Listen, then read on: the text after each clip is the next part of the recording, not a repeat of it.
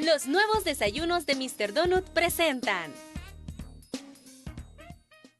Gracias, el viceministro de Transporte, Nelson García, está con nosotros. Un gusto tenerla aquí en los estudios porque nos va a actualizar cómo está la situación. Pero sobre todo, usted ya sabe cómo está la situación. Sobre todo, que nos diga cómo está enfrentando el gobierno esta situación de este paro o irregularidad en el transporte colectivo en nuestro país. Mire, el recuento es pues bastante trágico. 7 motoristas asesinados ayer. Vamos a preguntarle también al viceministro quién está detrás desde el análisis del gobierno, ¿no? Porque cuando el gobierno da su punto de vista, supongo yo que tiene elementos de juicio para decir si este es un paro impulsado por el temor a las pandillas o simple y sencillamente también los empresarios como tal decidieron impulsar un paro porque están molestos, porque no se les ha entregado la compensación. ¿Y por qué no se les ha entregado? Pues también esperamos que el viceministro nos ilustre un poco esta mañana. Bienvenido, muchas gracias por estar con nosotros. Buen día, Romeo, gracias por la invitación. Saludos a todos los amigos. Hagamos un balance de cómo está hasta hoy la situación y cómo lo está enfrentando el gobierno. Bueno, en primer lugar, el día de ayer tuvimos 5 trabajadores del transporte asesinados, no fueron 7. ¿No son 7? No, fueron 5. Algunos medios reportaban 7 entonces. Sí, lo único que incorporaban los 2 de antier, o sea, bueno. Yo creo de que habría que Por eso se decía aclarar. en las últimas 24 horas, decían ayer, ¿no? Sí, bueno, realmente el día de ayer fueron 5 personas asesinadas, motoristas, el día de antier fueron 2, ayer tuvimos al final de la tarde 43 rutas que habían suspendido su servicio. Es importante mencionar, Romeo, que este no es un paro al transporte, este es un boicot a la gente, este es un boicot a los ciudadanos para que realmente tengan esta situación, que no puedan o les dificulte llegar a su trabajo o retornar a su casa. O sea, este no es un tema que los mismos empresarios con los cuales hemos estado conversando, hemos estado hablando con los empresarios, los verdaderos empresarios de transporte, y ellos están toda la disposición de continuar con la labor de trasladar a los ciudadanos, pero nos han pedido, dijéramos algunos, protección policial, o sea, que las unidades vayan a gente, y eso es lo que hemos estado haciendo. Vamos a ver esa parte, Nelson. A ver, ¿cómo lo están enfrentando ustedes? ¿Cómo le están ayudando a la gente? ¿Qué está haciendo el gobierno? Porque ayer incluso hubo una reunión de emergencia, entiendo, ¿no? Desde la parte de seguridad, para acompañar los buses que sí están trabajando, o en todo caso, los buses que puedan colaborar, como los buses amarillos que se mencionan. Bueno, de hecho nosotros de forma inmediata, como debe de ser, iniciamos, dijéramos, a poner en práctica un plan contingencial que consistió en dijéramos, servicio de 134 unidades, incluyendo buses, microbuses, pick-up y un grupo importante también de unidades del gobierno, de pick-up, de microbuses, de camiones, etcétera, de tal forma de garantizarle al usuario que podía llegar a su trabajo y que podría también retornar a su casa, ¿verdad? De tal manera que tenemos un plan contingencial.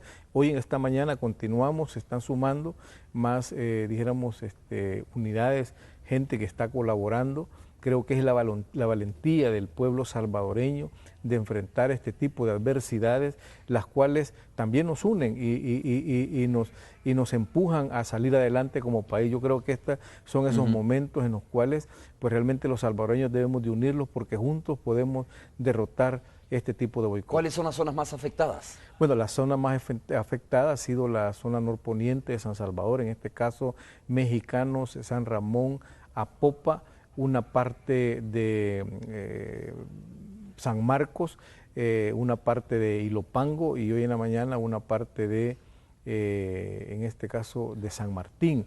También tuvimos el día de ayer, como la primera persona que fue asesinada, fue la ruta 301 que viene de San Miguel, pues hubo un efecto, dijéramos, en la ruta de San Miguel, en la ruta de Usulután y en algunas rutas de Zacatecoluca, ¿verdad? Ahí es donde hemos tenido, dijéramos, la mayor dificultad.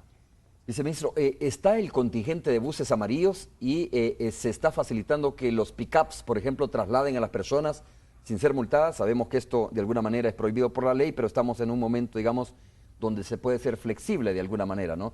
El tema de los buses amarillos, alguien nos reportaba que se está pagando 20 centavos. ¿Cuál es el papel que juega el gobierno en esta situación? Bueno, de hecho, lo que nosotros hacemos es elaborar el plan, coordinar el plan, llamar a todas aquellas personas que siempre han colaborado en este tipo de situaciones. Recordémonos que los buses denominados amarillos son buses que son de personal, que muy temprano van a dejar al personal y se incorporan a esta labor también en la tarde de poder trasladar a los ciudadanos. Así lo hicimos el día de ayer, o así lo estamos haciendo este día, ¿verdad? Hoy a la inversa, porque hoy vienen a hacer su trabajo, en la tarde lo llevamos hacia sus casas y ese es el esfuerzo que estamos haciendo, Romeo. A ver, en la Plaza Cívica está Alejandra Canales. A propósito, me dicen que en este momento está en el lugar donde uno de estos buses amarillos está colaborando con la población, está en ese lugar para trasladar a los salvadoreños que no tienen en este momento el transporte colectivo. Alejandra, coméntanos rápidamente.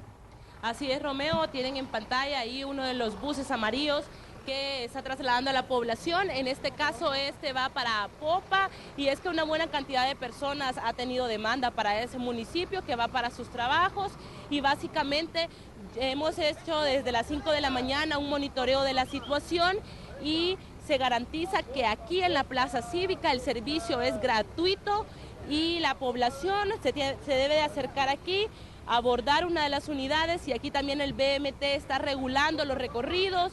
Por ejemplo, se ve la demanda de la población, la necesidad y ahí es donde están enviando los buses para llevarlos a todos los salvadoreños. Hay bastante demanda para la mayoría de municipios, por ejemplo, como Apopa, Mexicanos, Quesaltepeque y Santa Tecla. Hay orden aquí en este lugar en donde se está ayudando a la población.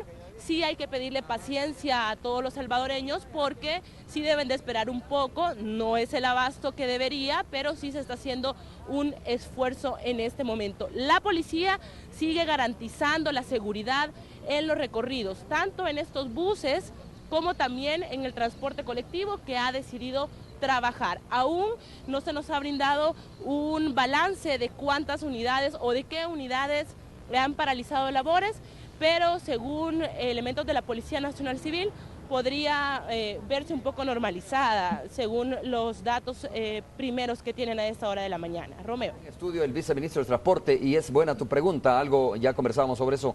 ¿Cuántas son las unidades que han paralizado? Gracias, Alejandra, por el reporte. Buenos Desde días. la Plaza Cívica, ¿cuántas son las unidades que han paralizado? Decía su servicio, viceministro, decía Bueno, Alejandra, se preguntaba, realmente ¿no? tenemos más o menos alrededor de unas 1.003 unidades, que son las que habían parado su servicio, de las 10.600, 11.000 que tenemos a nivel nacional. Estamos hablando de una reducción del servicio que anda alrededor del 7-8%. Sin embargo, con una unidad que pare hay ciudadanos afectados. O sea, sabemos de que el impacto es ese, el 8-9% en todo el país, pero afecta a miles de personas. O sea, recordémonos que el transporte colectivo es fundamental para trasladar a los ciudadanos todos los días y en este sentido, pues el esfuerzo nuestro es de lograr movilizar la mayoría de ¿A qué asociaciones pertenecen estas 1.003 unidades que han paralizado labores? Bueno, realmente son diferentes rutas, empezando por las rutas... ¿Pero están agremiadas alguna de las tantas realmente instituciones que hay? Algunas están agremiadas, otras no.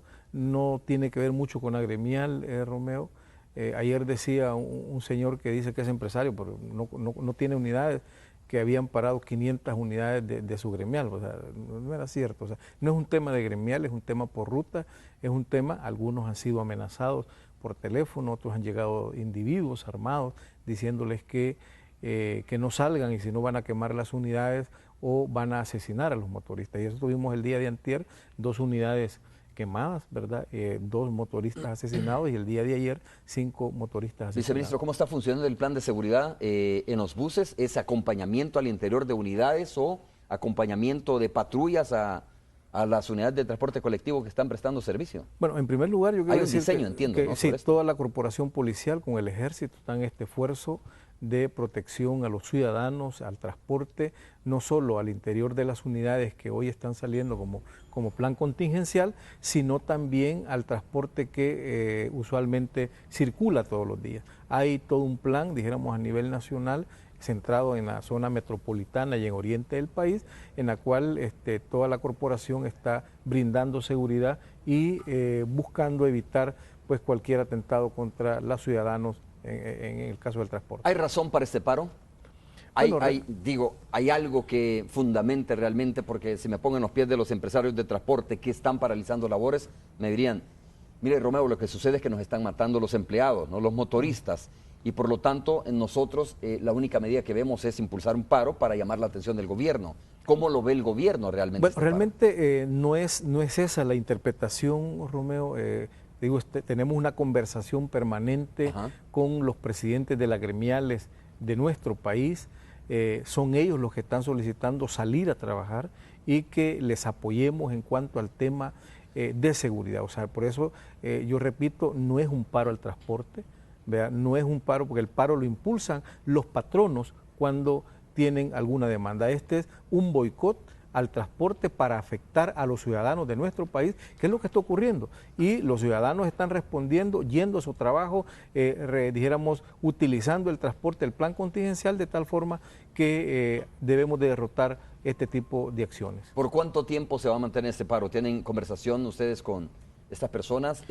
¿Conocen algún dato, viceministro de Inteligencia, que les indique si esto va a continuar por 3, 4 o un día más? Bueno, realmente nosotros no tenemos ninguna conversación con nadie, más bien lo que hacemos es tratar de servir a los ciudadanos, ¿verdad? Realmente para nosotros es una situación bastante difícil cuando vemos a miles de personas caminando, a miles de personas que exponen su vida precisamente para poder ir a su trabajo, y por eso digo, el boicot es dirigido a los ciudadanos de este país, a hombres y mujeres trabajadores. Claro, a nosotros nos sorprende cuando vemos este tipo de acción, porque se me dice de dónde ocurre, de dónde nace. ¿Les agarró de sorpresa? Realmente, o sea, una cosa que empezamos a darnos cuenta antenoche de una posibilidad, ¿verdad? Algunos individuos empezaron a acercarse a decir, mire, no trabajen, otros solo por teléfono, otros solo por rumor, ¿verdad? Pero al final lo concreto es que se asesina a un motorista el día de ayer a las 5 de la mañana, de ahí se asesina a otro motorista a eso de las 10, etcétera, hasta en la noche que se asesina el último, y este tipo de acción genera temor en los trabajadores del transporte colectivo. O sea, está en juego su vida, y eso es lo que genera también de que ellos, incluso cuando el mismo patrono le dice hay que salir a trabajar, algunos se niegan porque realmente la situación que se ha presentado pues pone en riesgo, dijéramos, su vida, ¿verdad? Ahora mismo nosotros preguntábamos si la Asociación Nacional de la Empresa Privada, la ANEP, ¿no?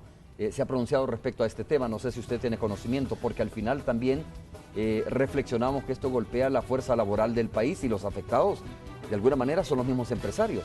Bueno, realmente los afectados son los ciudadanos, incluyendo los empresarios.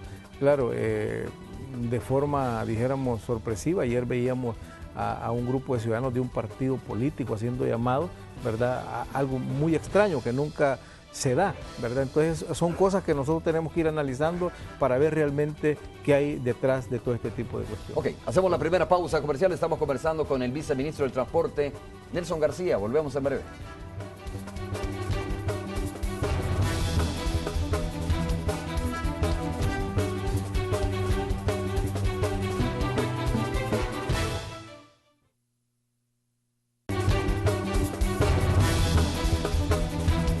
Estamos mostrando la cámara del tráfico SB en la avenida Jerusalén. Está bastante despejado, así que es una buena ruta que usted puede tomar en este momento, ¿no? Está fluido el tráfico vehicular de alguna manera. Estamos conversando también con el viceministro de Transporte, Nelson García, y vamos a entrar ahora a qué elementos tiene, viceministro, de verdad, el gobierno como tal, ¿no? Ya no solo el viceministerio, como para decir de verdad que esto se trata de un boicot que no está a la base, digamos, el temor de las pandillas o las amenazas de las pandillas. Puede que haya, ¿no?, elementos de pandillas que han sido utilizados, pero bueno, ¿tienen o no tienen razón los empresarios cuando dicen es que nos están matando a nuestra gente y por eso estamos haciendo un paro? ¿O cuál es la diferencia de esto que plantean ellos y lo que usted dice que se trata prácticamente de un boicot? Bueno, en primer lugar, te digo, hemos estado en conversaciones con los presidentes de las gremiales, y cuando digo presidentes de las gremiales son los empresarios que tienen unidades y que trabajan en el transporte, y hemos estado conversando con ellos, están colaborando, dijéramos, están en un esfuerzo permanente por tratar de activar algunas rutas que hoy han suspendido el servicio, no porque ellos hayan impulsado el paro, sino precisamente porque algunos trabajadores no llegan a conducir las unidades por por temor. O sea, cuando me decís si son empresarios porque hay algún tipo de solicitud al gobierno, pues hasta este momento no conocemos a ninguno de los empresarios que nos haya planteado. Digo, ayer estuvimos reunidos con varios de ellos, con varios presidentes, coordinando incluso cómo poder ir trasladando, cómo coordinar la seguridad en las rutas donde ellos circulan para evitar cualquier situación, dijéramos, de atentado contra las unidades o los ciudadanos. Entonces, en ese sentido, a nosotros nos da tranquilidad que no es un tema de los empresarios, es un tema que de algunas rutas aisladas. De algunas rutas, ¿verdad? ¿Que están siendo afectadas con el tema de la extorsión? Bueno, realmente no es tanto el tema, más que todo es amenaza de que no circulen, ¿verdad? Y incluso la amenaza a la vida o la amenaza a la quema de unidades de transporte. Viceministro, Roberto Soriano de ATP, presidente de ATP, está a través de la señal de microonda. Hemos podido localizarle para hablar con él y que nos dé su punto de vista sobre este paro. Señor Soriano, buenos días. Buenos días, señor viceministro. Sí, lamentando de la situación que estamos viviendo desde el día de ayer. Ya lo explicaba el señor viceministro que no es una cuestión de los empresarios ni de los conductores, sino que es un tema meramente delincuencial. Nosotros estamos haciendo el esfuerzo de algunas rutas que se estén incorporando a trabajar, en la medida que estamos hablando con la policía, las autoridades para el tema de seguridad. Aunque tenemos algún tipo de exigencia de parte de los conductores, que se les esté garantizando por lo menos algún tipo de seguro de vida, esperaríamos que en las próximas horas el gobierno igual presente algún proyecto de seguridad a tanto a los empresarios que están sufriendo las quemas o a los familiares de los conductores que están siendo asesinados. Señor Soriano, ¿es la minoría de empresarios las que están impulsando este paro de labores? ¿Perdón? ¿Es la minoría de empresarios que están impulsando este paro? No son empresarios, son rutas, grupos ¿no? delincuenciales los que están decidiendo en algunos puntos del país, tanto en el occidente, en oriente, pero son algunas rutas. Nosotros estamos tratando de hablar con los conductores que tengan confianza con las autoridades, pero hay momentos como el caso de ayer de que tuvimos 7 motoristas asesinados. Eso comenzó a meter mucha psicosis en algunas rutas que tuvieron que guardar por el temor a ser asesinados. ¿Por cuánto tiempo van a mantener esta reducción de labores? Mira, eso no depende de nosotros porque no es un paro impulsado por los empresarios, sino por grupos delincuenciales. Nosotros tenemos información que personas en Zacatecoluca le dijeron a la ruta 302 que el paro era por 3 días. Hasta este momento no tenemos información que hayan llamado o le estén dando nuevas disposiciones para más tiempo o menos tiempo. ¿Qué tiene que decir a usted a aquellas personas que dicen, mire, esto se trata simplemente de un boicot? Mira, en esos temas nosotros no los metemos porque son cuestiones políticas. Si el gobierno tiene algún tipo de información, ellos tienen todo el sistema de inteligencia, ellos sabrán. Ahora, si es un boicot político, creeríamos nosotros de que no es la forma de resolver los problemas. El gobierno tiene su ineficiencia, pero creo que existen los mecanismos de buscar las soluciones, tanto políticas como sectoriales. Nosotros como sector tenemos algún tipo de diferencia, pero eso lo estamos viendo en negociaciones, en otros temas los hemos ido a los juzgados y de esa manera estamos tratando de resolver las diferencias con el gobierno. Si este tema está algún tipo de intención política, yo creo que el gobierno tiene la capacidad de investigar, y si es así, pues yo creo que es lamentable que se estén llevando estos casos políticos a destruir la sociedad de este pueblo tan sufrido. Señor Soriano, termino con usted con la siguiente pregunta. Más allá de que se trate, digamos, de que hay, lógicamente, digamos, una afectación por parte de la delincuencia en nuestro país, eso no lo podemos negar. ¿No sienten ustedes que están siendo utilizados de alguna manera en este tema del transporte colectivo para meterle presión al gobierno? Mira, si los grupos delincuenciales han analizado que tocar el tema del transporte es una forma de presionar al gobierno, Déjame decirte de que el sector transporte es fundamental en la economía, pero nosotros como empresarios no hemos tenido ningún acercamiento o comunicación o que nos estén pidiendo colaboración, que colaboremos para destabilizar el gobierno. Nosotros simplemente estamos recibiendo amenazas y la están recibiendo los conductores, son los que deciden.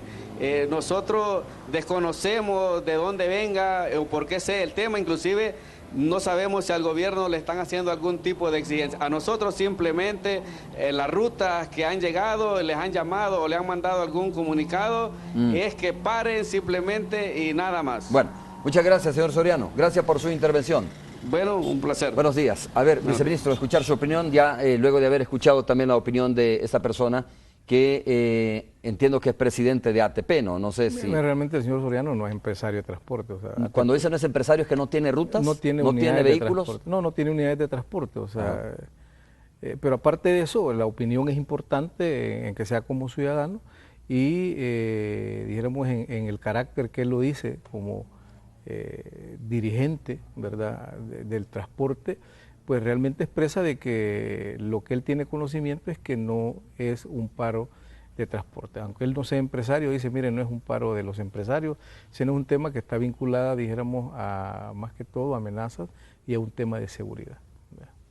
Es un tema vinculado a las amenazas, pero que finalmente afecta a la población, ¿no? Bueno, realmente yo por eso digo de que y cuando nosotros hablamos que es un boicot, ¿por qué? Porque ¿qué es un paro? Un paro es cuando los empresarios paran las actividades precisamente por solicitudes o por exigencias hacia, dijéramos, alguien determinado. Una huelga es cuando los trabajadores también paran porque están pidiendo reivindicaciones o exigencias a los patronos. En este caso, si los empresarios no están parando, si los trabajadores no están parando, entonces hay una, dijéramos, fuerza externa que genera que no se trabaje en el transporte, que hay un servicio irregular y precisamente es un boicot. O sea, hay un grupo de personas que está boicoteando para que los ciudadanos no puedan llegar a su casa, no puedan llegar a su trabajo. Hablaba ayer el subdirector de la Policía Nacional Civil y anteriormente incluso el FMLN como tal hablaba de acciones de desestabilización. Desde su punto de vista, viceministro, ¿esto suma a estas acciones que denunció en su momento el FMLN, partido en el gobierno?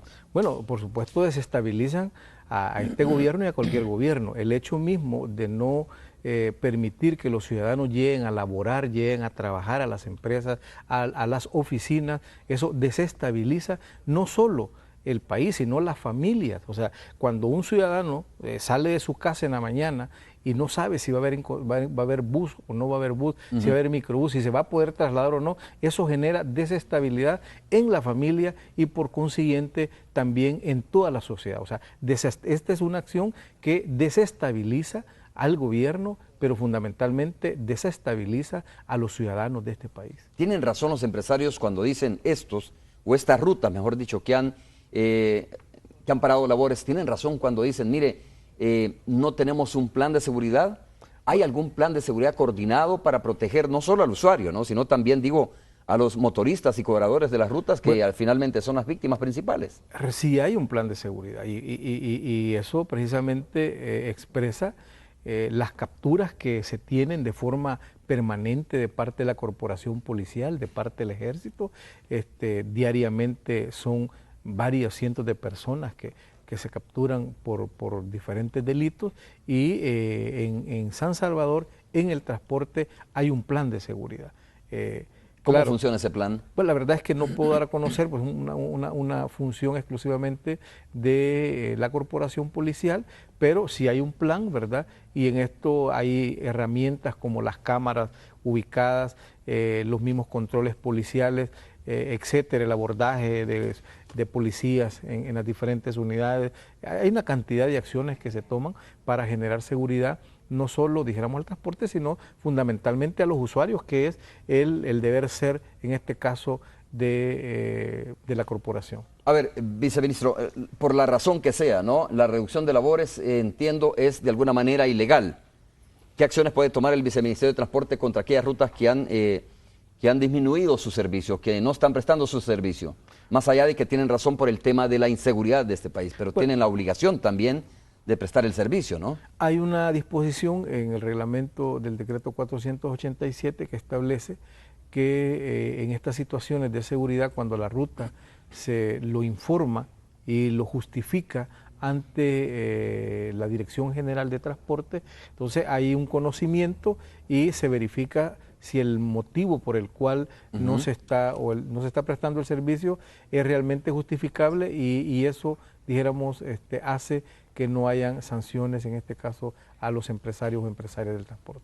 ¿Se puede entablar diálogo? ¿Van a buscar el diálogo con estas rutas que han disminuido el servicio o van a mostrarles algún plan o el plan de explicarles este plan de seguridad? Porque escuchaba al señor Soriano, dice, no hay un plan de seguridad, dice él, a lo mejor lo desconoce. Bueno, realmente lo desconoce. Hemos estado conversando con las diferentes rutas que han tenido dificultades, con la 4, con la 8, con la 302 el día de ayer, con la 301 el día de ayer, con la 116 el día de ayer. O sea, hemos estado conversando con ellos y en caso de mexicanos, con la misma 12, con la 23, hemos estado con la 38 hablando con ellos, tratando de saber, claro, lo que ocurre es que los empresarios dicen, mire, yo estoy en la disposición de salir, pero los motoristas no quieren venir. Entonces, muchas veces con el empresario que hablamos, el problema no es tanto el hecho de que él no quiera salir, sino que muchas veces no tiene como la mano de obra para que puedan conducir sus unidades de transporte. Entonces, ahí estamos ofreciéndoles también algunos motoristas para que podamos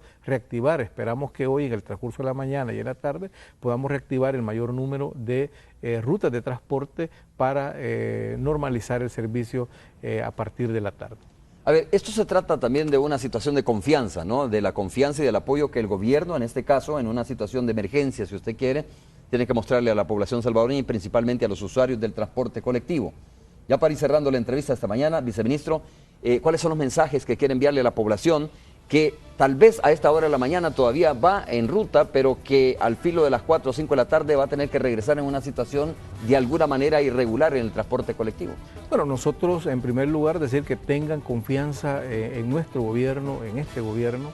Nosotros diseñamos los planes precisamente para garantizar el traslado de ustedes desde su casa al trabajo y del trabajo a su casa. Debemos de continuar con nuestras labores tanto, dijéramos, productivas como de servicio.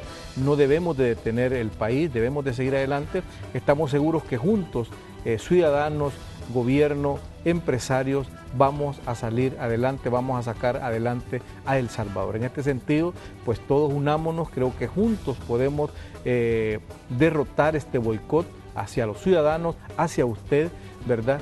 Y pues pedirle la confianza para que nos podamos unir en estos esfuerzos.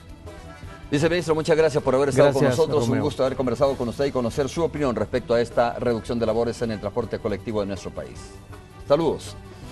Vamos a los titulares bajo cargo de sublevación.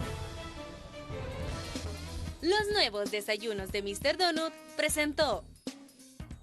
Que cometen sedición los militares que en número de 4 o más hagan reclamaciones o peticiones colectivas en voz y cuerpo. Bajo cargo de sublevación seguirán detenidos militares que intentaron protestar por la entrega de un bono económico en protesta a esta situación. Además, en esta emisión, hospitales de Bloom y de la mujer piden mejoras laborales. Arena se desliga de estar detrás de un golpe de Estado y busca reunión con el gobierno por crisis de inseguridad, según ellos. Hoy le diremos qué dicen las máximas autoridades del tricolor respecto a este tema. Además, Estados Unidos y Turquía unen esfuerzos contra el Estado Islámico. Vamos a tenerle también los detalles de estas informaciones. Comenzamos con las informaciones o continuamos con más informaciones. Los asesinatos en contra de los motoristas del transporte público se siguen registrando. En horas de la noche de lunes, varios sujetos armados atentaron contra el transporte colectivo. Después que el director de la policía confirmara que el paro de labores del sector transporte es por amenazas de pandillas, los asesinatos en contra de los motoristas de las unidades continúan. En horas de la noche, un motorista de la ruta 4T fue atacado a tiros por presuntos pandilleros. En el momento en el cual ya prácticamente esta ruta se dirigía a entregar, fue que lograron aprovechar el momento preciso en el cual los sujetos aprovecharon el momento para para poder atacar a ese motorista. El hecho se registró en la final de la calle Palenca de Ciudad Delgado. Las autoridades confirmaron que el motorista estaba por finalizar el viaje, pero a los delincuentes no les importó y aún con usuarios dentro de la unidad atacaron al conductor, quien recibió más de 15 disparos.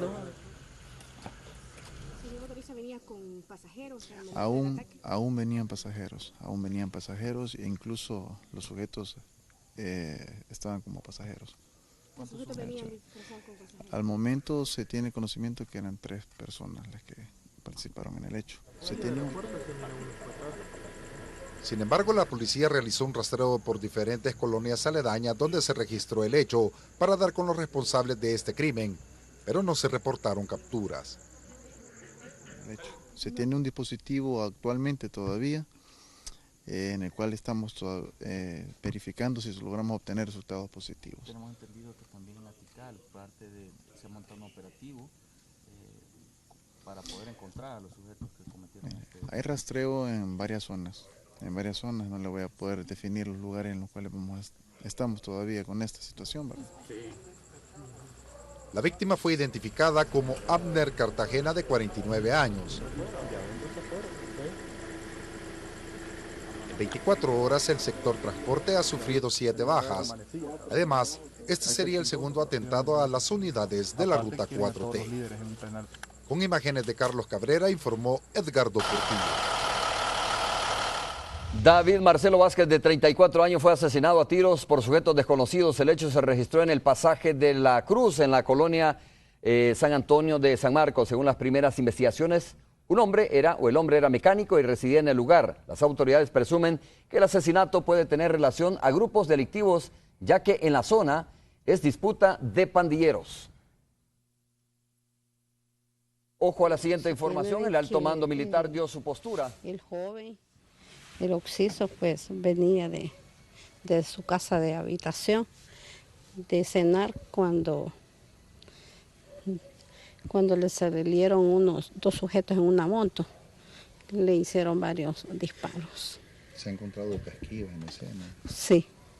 Al parecer, ¿qué se presume que pudo haber sido el móvil de este hecho? Hasta el momentito no se tiene ningún móvil sobre el hecho. ¿La persona estaría vinculada a pandillas? Pues hasta el momento no se sabe. Alianza Republicana Nacionalista solicitó reunirse con el presidente Salvador Sánchez Serén, donde esperan que se les permita contribuir a crear soluciones al aumento de la violencia en nuestro país. Escuchemos.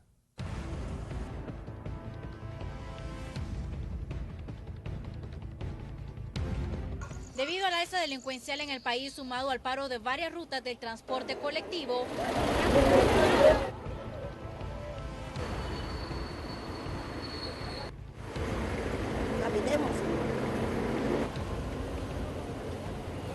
el Consejo Ejecutivo Nacional ha pedido de manera urgente reunirse con el presidente Salvador Sánchez Serén, con el fin de contribuir a buscar soluciones a estas problemáticas. Esto atiende a los últimos hechos que han estado ocurriendo en nuestro país, como son, por ejemplo, el aumento de homicidios a cifras que han superado los índices del conflicto armado, a los actos terroristas contra el transporte colectivo.